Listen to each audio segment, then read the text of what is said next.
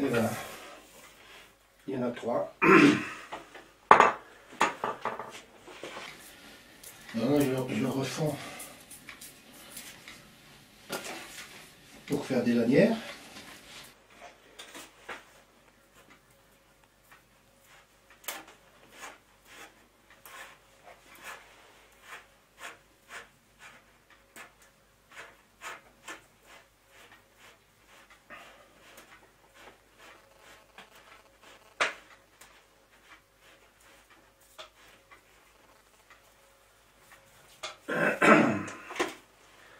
Voilà.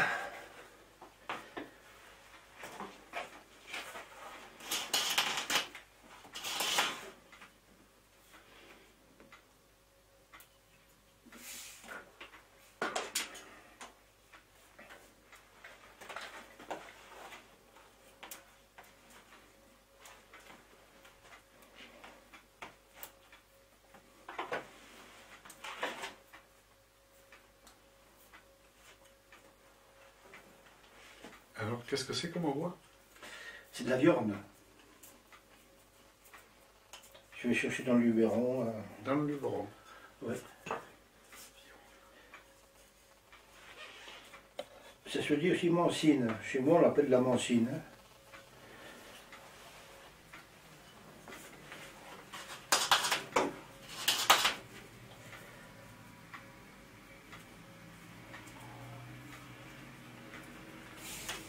Voilà, pour que ce soit bien souple. Et ça se présente comment? C'est des arbres ou c'est des... Alors, ben voilà, c'est ça, tiens, regarde. C'est un arbuste qui pousse en sous-bois.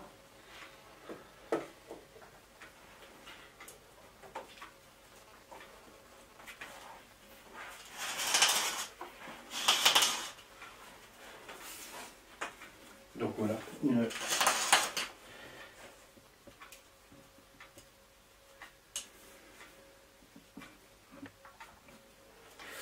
Voilà une lanière bien souple. Donc ça c'est l'armature, mais l'armature c'est encore un autre bois. C'est un bois qui est souple aussi. Là, je fais des ronds, comme ça là. Donc il y a l'autre qui vient autour. Je mets un fil de fer comme ça pour le valiser, ou alors je peux le faire rond, comme ça, je laisse tout à fait rond. D'accord.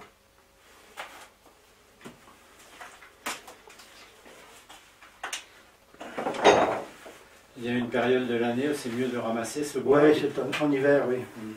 Oui, quand la sève est redescendue.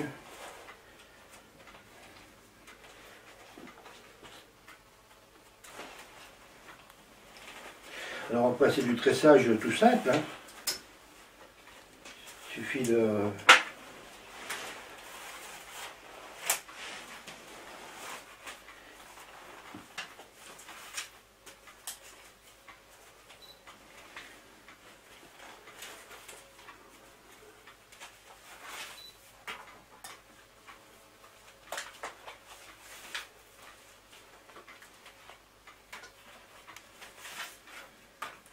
Il y a comme des petites astuces là, pour faire, parce que là il faut, par exemple, il faut se retourner là, pour combler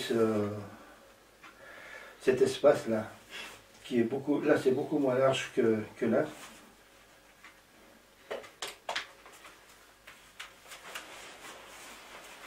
Alors, est-ce que vous pouvez en même temps donc nous raconter comment est née cette passion? Ah ben comme je vous disais tout à l'heure, c'était en allant garder les vaches, là, pour passer le temps, je faisais des paniers, comme ça, là, je ramassais le bois sur place, et je faisais mes paniers pendant que je gardais les vaches. Et il y avait un boulanger qui était passionné aussi de vannerie, qui faisait de la vannerie. Et lui, il m'a beaucoup aidé il m'a beaucoup montré à m'améliorer en fait, parce que les premiers, ils n'étaient pas très jolis, mes paniers. Et il m'a fait voir, à chaque fois qu'il livrait son pain, il me faisait voir comment il fallait faire. Et il m'a donné aussi des outils, là. Ça c'est lui qui me l'avait donné, là, ce fendeur. Là.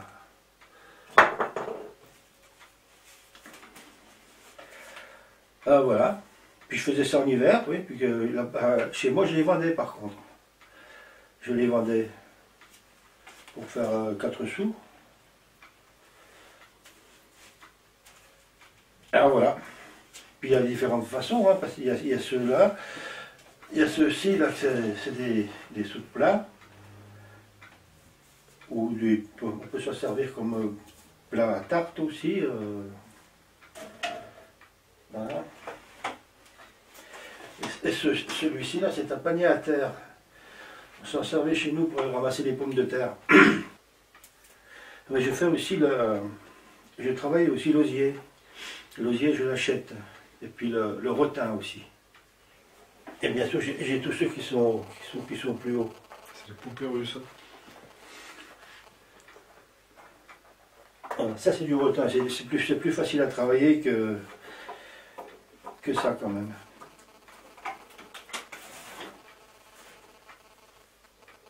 Et pourquoi tu travailles plutôt celui-là qui est plus difficile que l'autre qui est plus facile? Ben, au départ, quand j'étais chez mes parents, c'était la matière première qui coûtait rien. Ramasser ça dans la campagne.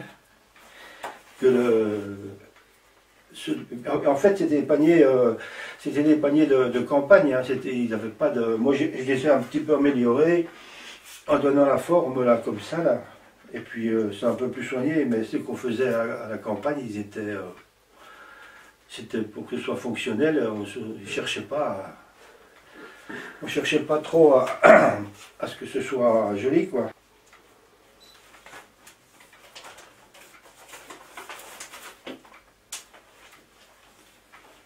Et ça représente combien d'heures de travail un panier? Alors là, les heures de travail, pour faire un panier comme ça, je sais pas, il faut une journée, quoi. Il faut une bonne journée. Entre aller chercher le bois dans le luberon, tout enlever les branches, faire l'armature, ouais, il faut une journée à peu près.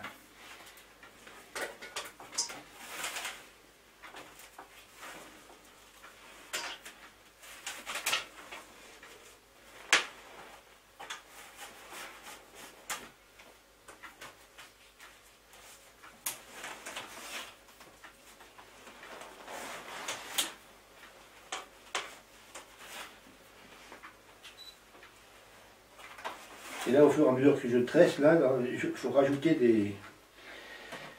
de l'armature, là.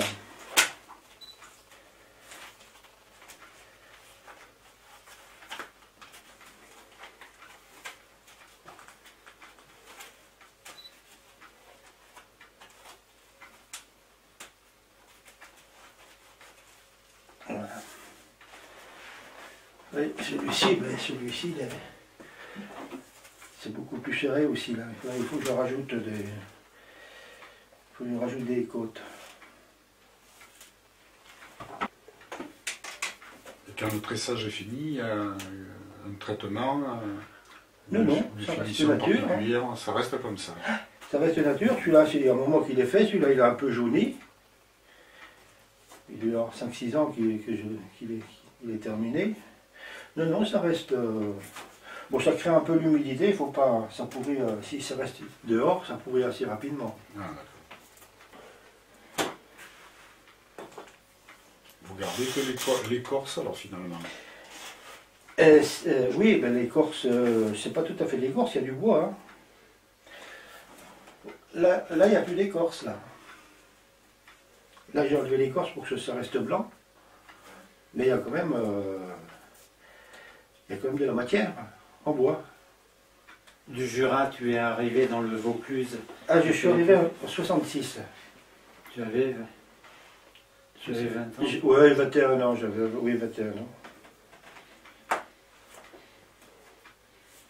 Et tu as toujours continué cette activité de vannerie? Oui, plus ou moins, oui. Oui. Tout le long de ma carrière, plus ou moins, j'ai fait un peu des paniers, mais il y a des périodes où je suis resté 10 ans sans en faire. Hein.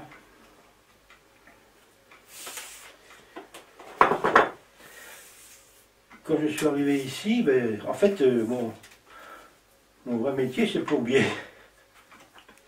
J'ai un CAP de plombier. Quand je suis arrivé dans le Midi, j'ai pas trouvé de travail. J'ai appris un peu la maçonnerie avec mon frère. Et puis j'ai fait la route aussi. J'étais routier, j'ai travaillé à la Flèche Cavaillonnaise. J'avais mon permis de poids lourd de l'armée. Puis après j'ai fait des produits pétroliers chez Innocenti à Avignon. Mais là je ne suis pas resté longtemps, je suis resté 1 an et demi là. Et je suis revenu à la maçonnerie que j'ai pu quitter après.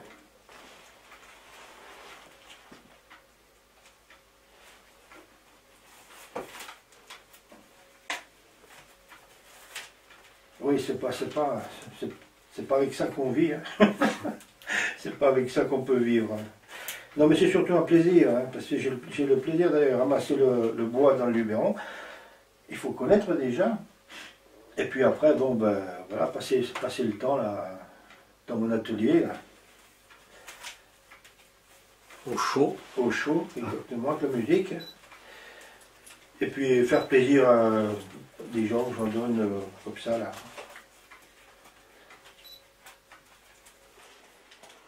Mais sur la parole, il faut même être sûr que c'est un des rares à faire des paniers comme ça dans la région. Là. On en voit très peu de ce genre de paniers.